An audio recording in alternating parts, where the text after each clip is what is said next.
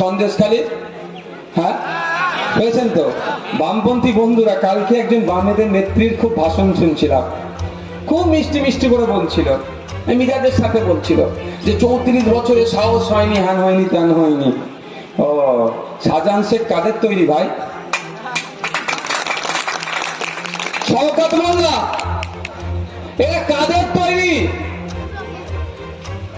রেজ্জাক মোল্লা সাহেব কাদের তৈরি?